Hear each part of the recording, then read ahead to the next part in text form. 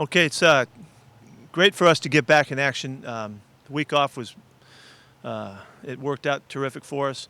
Um, we're fresh. We're ready to go. This is as fresh as we're going to get in the middle of the season, so we're going to try to take advantage of it by putting together a really good day today and have a great day's work, and then we'll go to the next one, take them one day at a time, getting ready for a terrific matchup.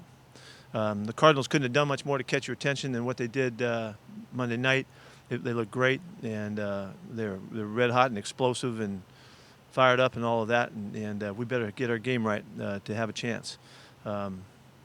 You can't watch this team without watching Kyler Murray and seeing what his effect on the game.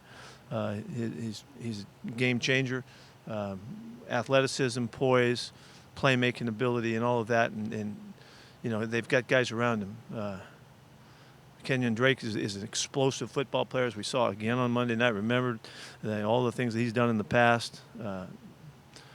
Receivers are terrific. This is really, it's a really good team to be dealing with. It happens to be division time for us. We want to play it just like it's a championship game, like we do every week, and go for it and do everything we can to get a great win. So I don't know about you, I'm all fired up about it. Can't wait to get to practice today. Chris Francis. Hey, Coach, speaking of being everywhere, Buda Baker has been great. Talk about his development a little bit, and how close was he to becoming a Seahawk, possibly? No, we really liked him. We saw him grow up here, and he was just such a natural, instinctive football player. It just was clear that the size factor that might have, deterred some people was just not the consideration. He's just too good. He's become a fantastic factor, and we have to know where he is and make sure that we're aware of him because he's making plays everywhere. Corbin. Hey, Pete, Jordan Simmons has gotten a lot of run for you guys the first 5 games at both guard spots, started against the Vikings. Looks like he's really found his niche as that swing guard for you. Considering all the injuries he's had dating back to college, what does it say about his character to keep coming back time and time again and playing at a high level for you? Yeah, I have been aware that he hasn't had the chance to really just enjoy playing the game, and been out there and keep coming back and just grow with the game.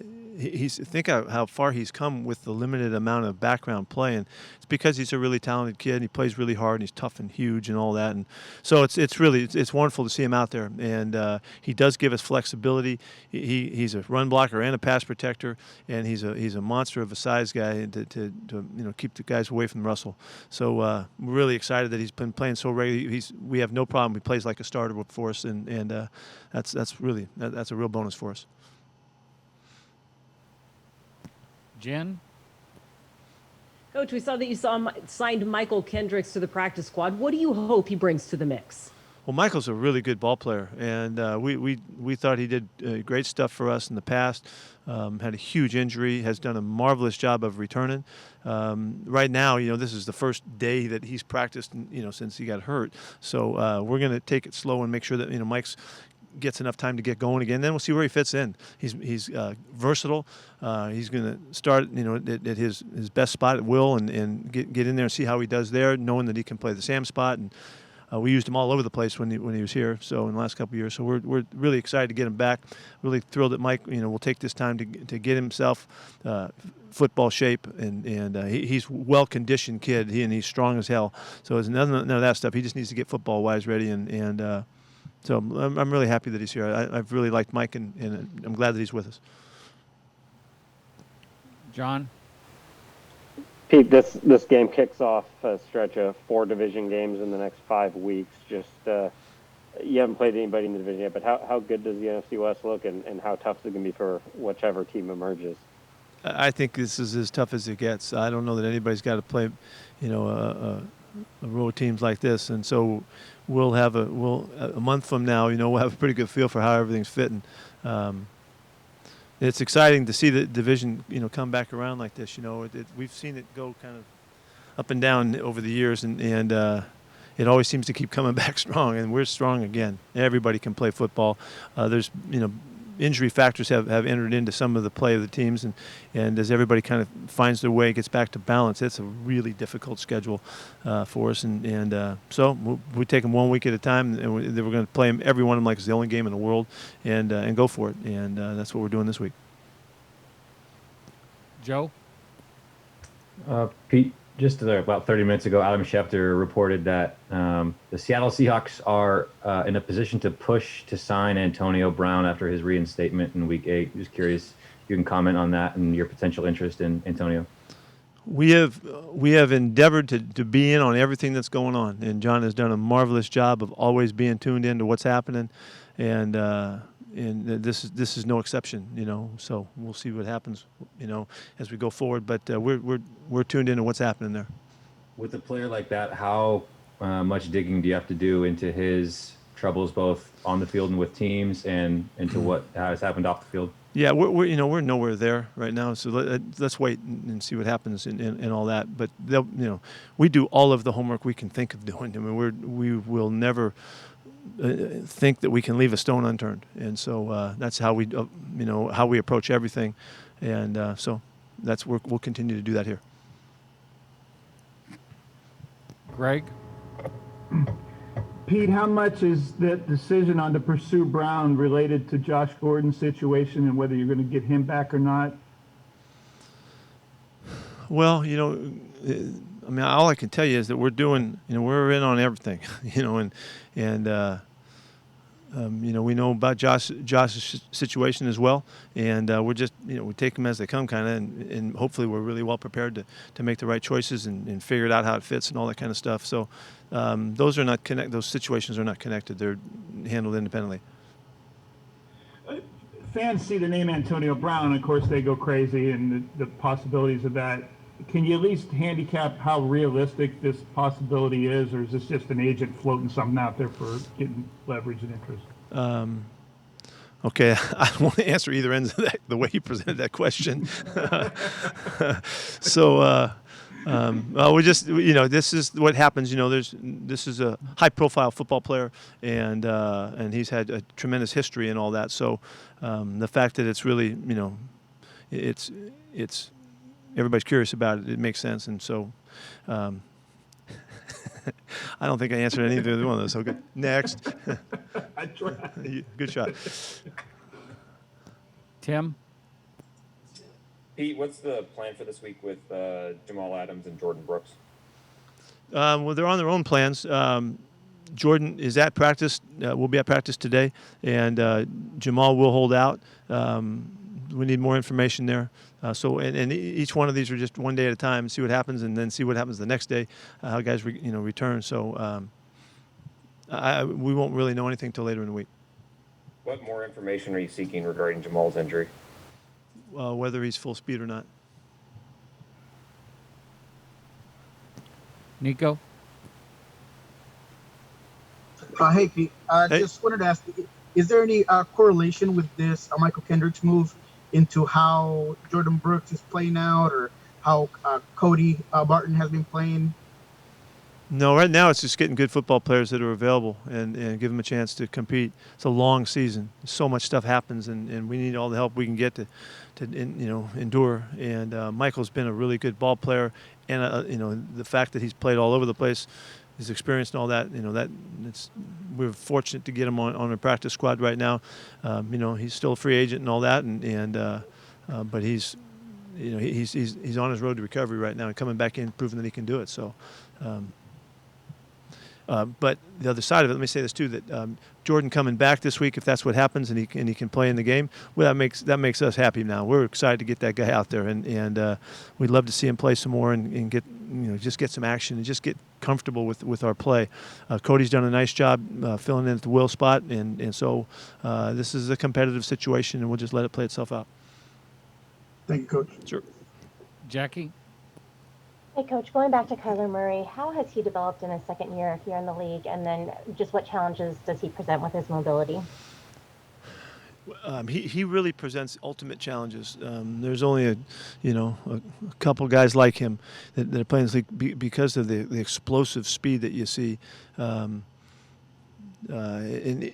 This year, more than last year, he just looks more in command of the game.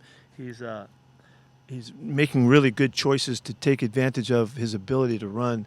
He's averaging 11 yards a scramble, so that's really huge numbers. He's had some big plays with those opportunities. So, and he's really smart about it. He does a really good job of not getting hit. You can barely lay a glove on the guy, and so he's got great awareness about it. What he can do and what he can get away with and all that. And he's really difficult. It's a really difficult factor for their team. And as he continues to grow and he's playing really well in the red zone, that's a real indicator, that a young quarterback's really coming on.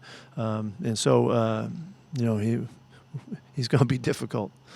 He looked great last Monday night. Bob.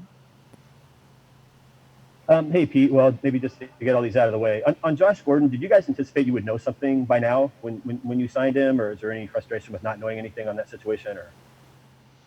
Or we weren't sure. We just had to just kind of wait it out and wait for the information to come to us. We didn't have a timeline on it.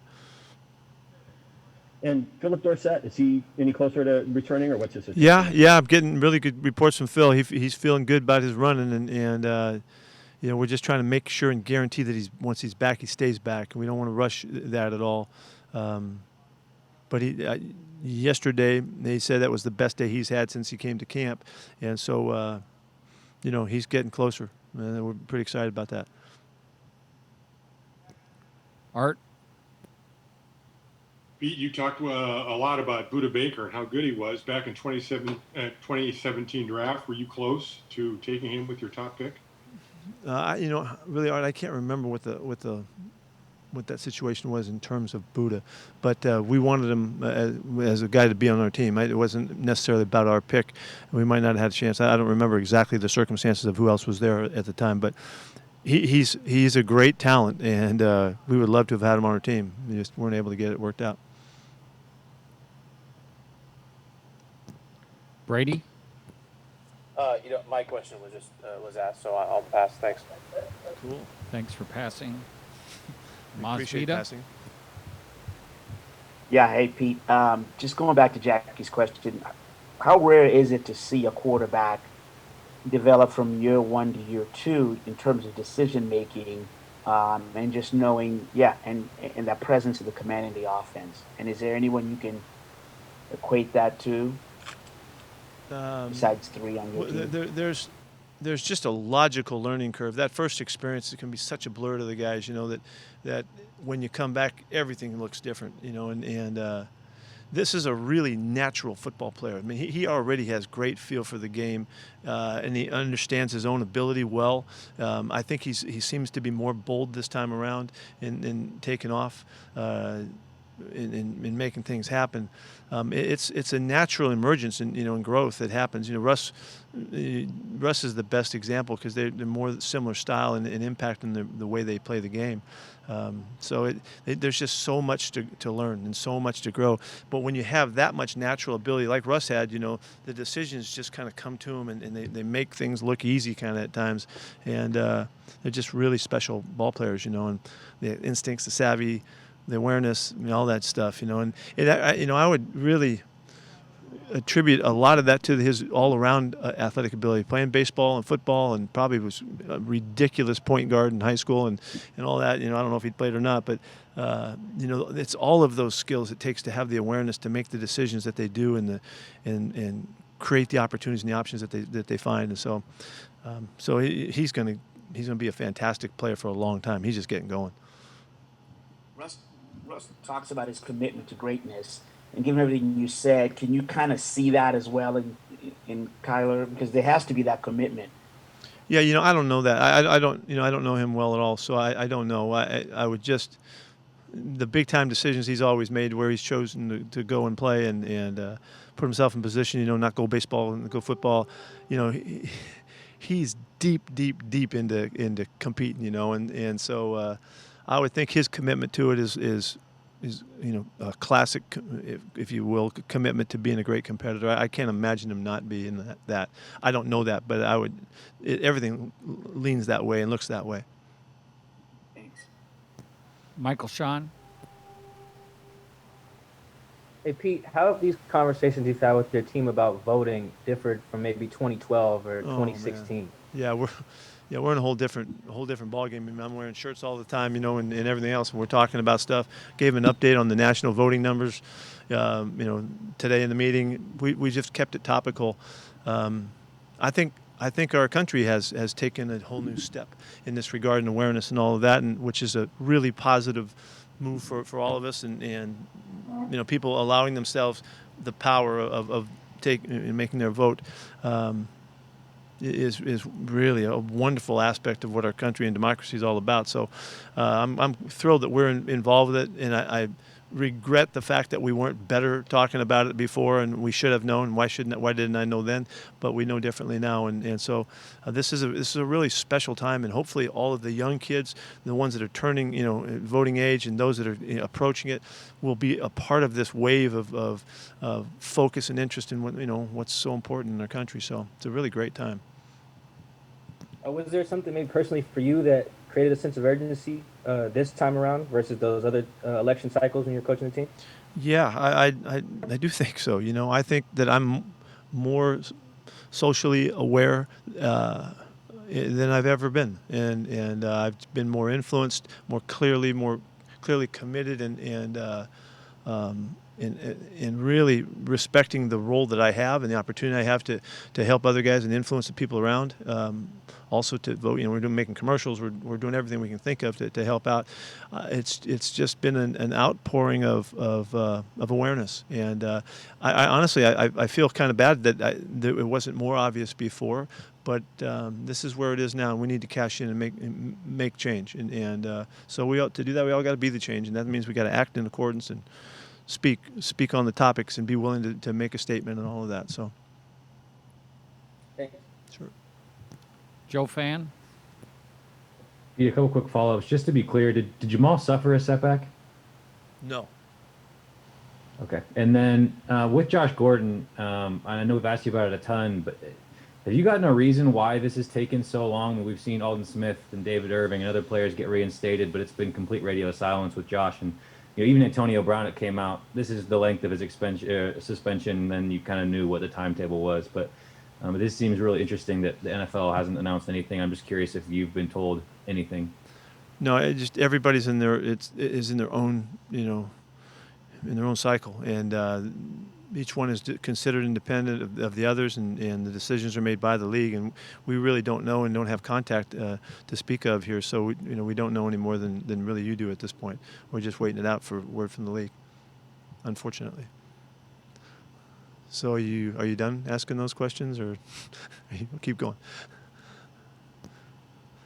Last question. Next we can do it again, Joe. I'll tell you, I just don't know that I have much for you on this topic. I'm sorry.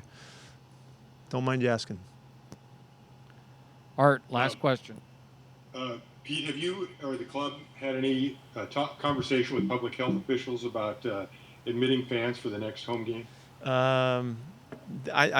I don't know specifically about that, Art, but I do know that we're listening and waiting for all of the information that comes in, and we're just going along with whatever guidance tells us, and we want to do the right thing. This is a very difficult time right now. This is not like everything's getting great. There's a very difficult time, and I can see if we don't make any move in that direction to change from where we are, I could totally understand that and support that. But I don't. They're not asking me, and I'm in the ball, so I'm not really clued in. But I do know that our guys are listening, and part of the conversation they can be part of. So. Thanks. All right. Thank you, everyone.